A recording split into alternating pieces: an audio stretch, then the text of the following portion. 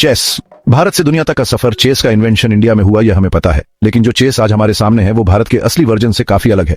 तो फिर ऐसा क्या हुआ बीच में? भारत में चेस को कहा जाता था चतुरंगा, मतलब 4 अंगों वाला खेल। उस वक्त 8x8 का बोर्ड होता था, लेकिन सारे स्क्वायर एक ही रंग के होते थे। और चतुरंगा के मूल पीसेस थे गज, अश्व, रथ, मंत्री और साथ में राजा और पदाती। लेकिन ध्यान दीजिए, कोई बिशप या ऊंट जैसा पीस नहीं था। अब चतुरंगा की कहानी यही नहीं रुकी।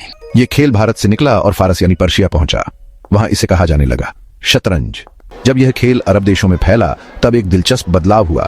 हाथी का कॉन्सेप्ट उन्हें समझ नहीं आया, क्योंकि उनके यहाँ हाथी आम नहीं थे। तो उन्होंने हाथी को ऊंट, कैमल से रिप्लेस कर दिया। यहीं से बिशप या कैमल जैसे नए मोहरे आने लगे।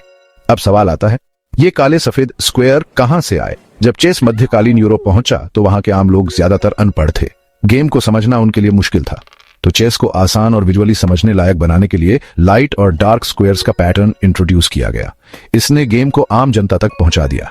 फिर आया एक बड़ा बदलाव, मैड क्वीन चेस, जो 1475 के आसपास यूरोप में पॉपुलर हुआ। यहां क्वीन को दी गई सबसे ज्यादा पावर, यानी अब क्वीन बोर्ड पर सबसे खतरनाक पीस बन गई। धीरे धीरे चेस ने एक प्रोफेशनल फॉर्म ले लिया। 1800 के दशक में आए नए रूल्स, जैसे touch and move chess clock, और 1924 में बनी FIDE वर्ल्ड चेस फेडरेशन, जिसने पूरी दुनिया में चेस को एक मानक रूप दिया, रैंकिंग्स तय की, टाइटल्स बांटे और इंटरनेशनल टूर्नामेंट्स ऑर्गेनाइज किए।